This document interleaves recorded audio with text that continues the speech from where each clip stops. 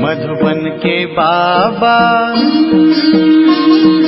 मधुबन के बाबा मुरली वाले, आपका क्या कहना, आपका क्या कहना। ओम शांति।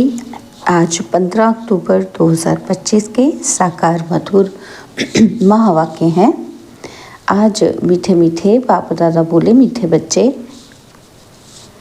आत्मा रूपी बैटरी 84 मोटरों में जाने के कारण डल हो गई है।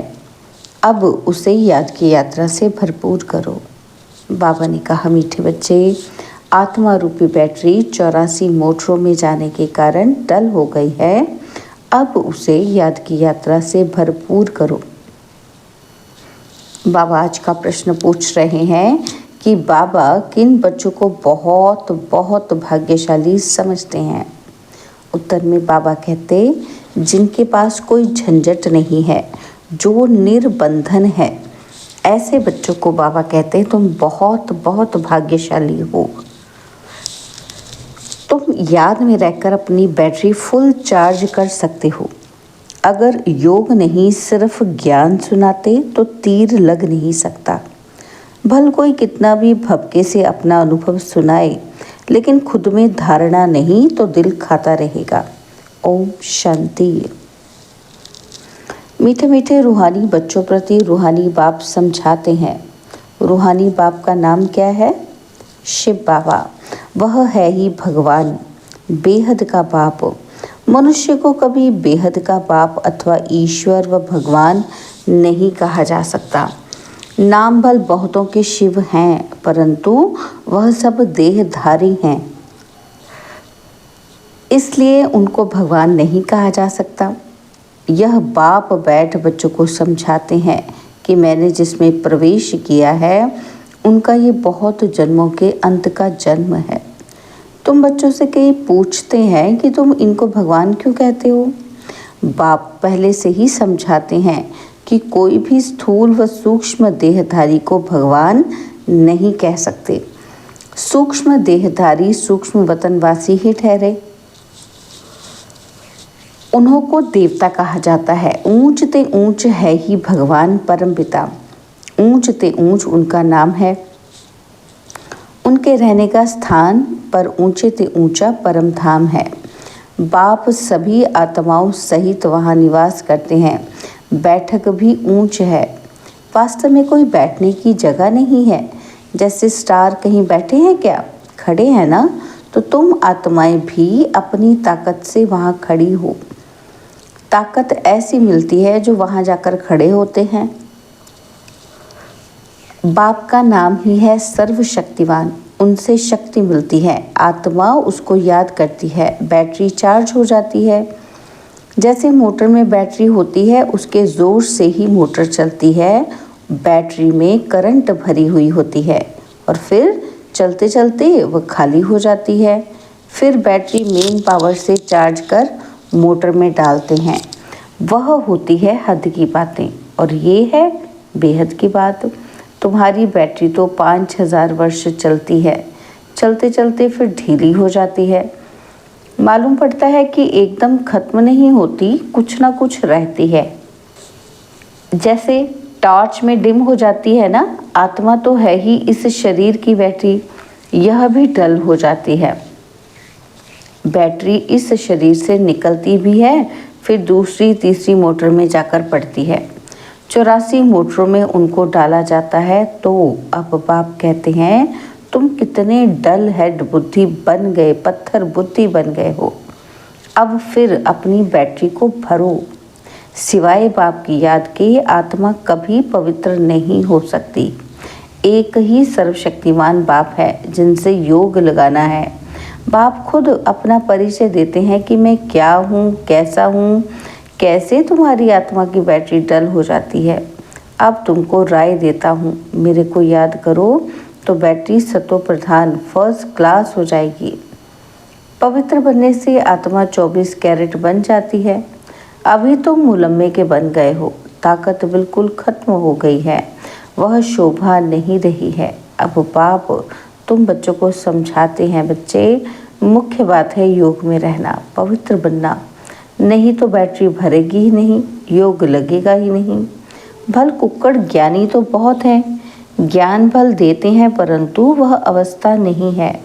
यहाँ बड़े भपके से अनुभव सुनाते हैं, अंदर खाता रहता है, मैं जो वर्णन करता हूँ ऐसी अवस्था तो है नहीं। फिर योगी तो आत्मा बच्चे भी हैं। बाप तो बच्चों की बहुत महिमा करते हैं। बाप कहते हैं, बच्चे तुम बहुत बहुत भाग्यशाली हो, तुमको तो इतने झंझट नहीं। जिसको बच्चे जास्ती होते हैं उनको बंधन भी होता है। बाबा को कितने ढेर बच्चे हैं, सबकी संभाल देख रेख करनी पड़ती है। बाबा को भी याद करना है। माशूक की याद तो बिल्कुल पक्की होनी चाहिए।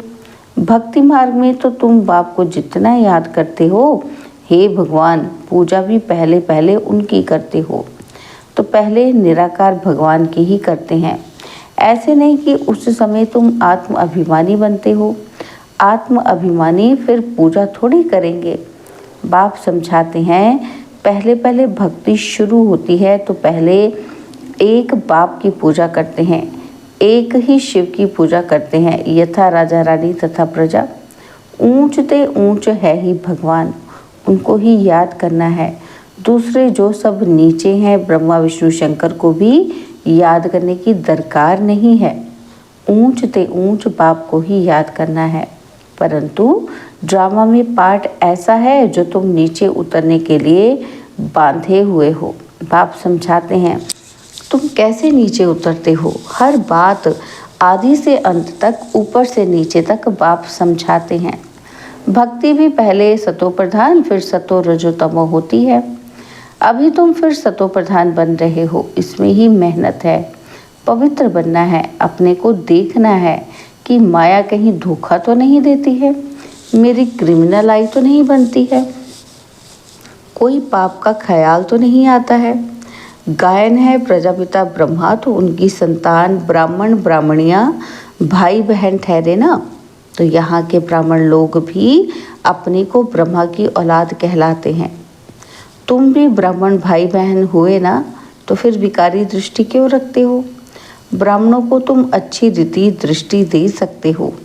अभी तुम बच्चे ही जानते हो कि ब्रह्मा की संतान ब्राह्मण ब्राह्मणी बनकर फिर देवता बनते हैं। कहते भी हैं कि बाप आकर ब्राह्मण देवी देवता धर्म की स्थापना करते हैं। ये समझ की बात है ना। हम ब्रह्मा की संतान भाई बहन हो गए तो कुदृष्टि कभी नहीं जानी चाहिए, उनको रोकना है।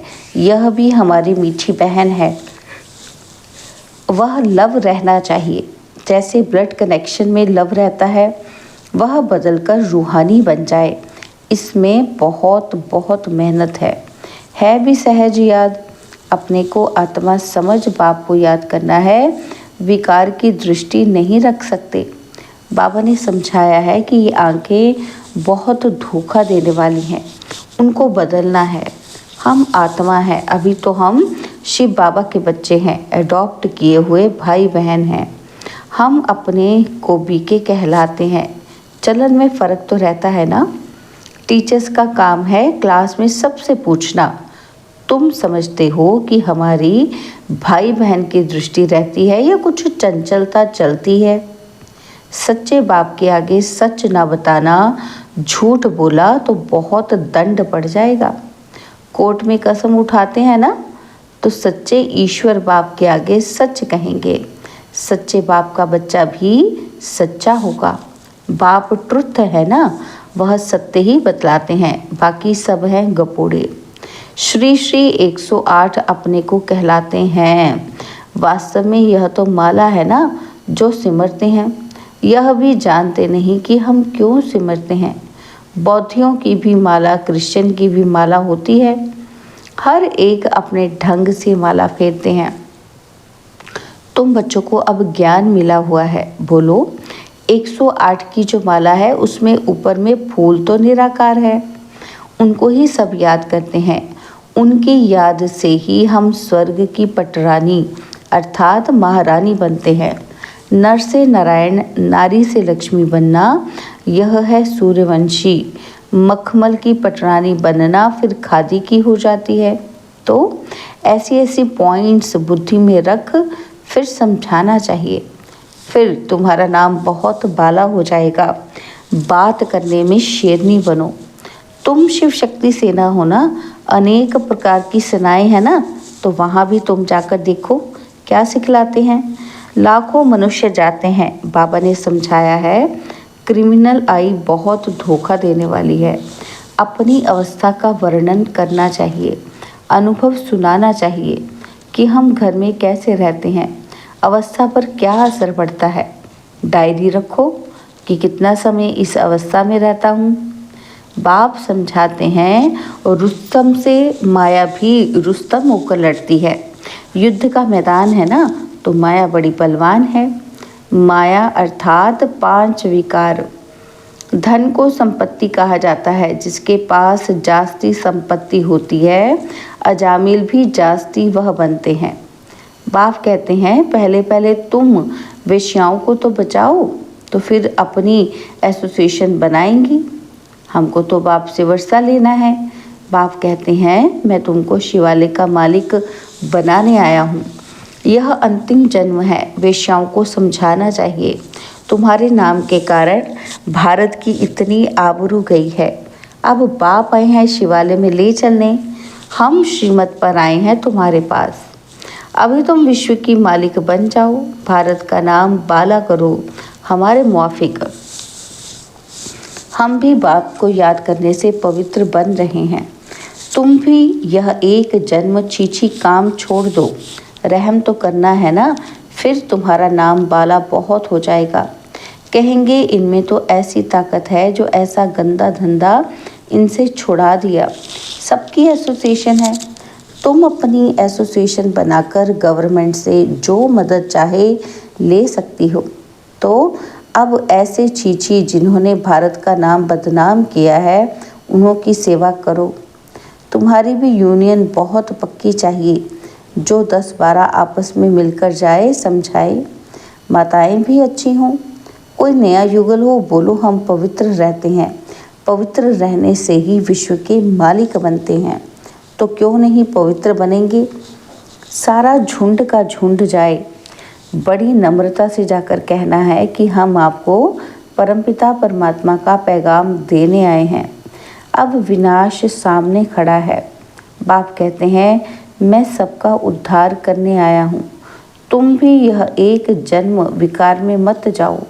तुम समझा सकते हो कि हम ब्रह्मा कुमार कुमारियाँ अपने ही तन मन धन से सर्विस करते हैं। हम भीख तो मांगते नहीं, ईश्वर के बच्चे हैं। ऐसे ऐसे प्लान बनाओ।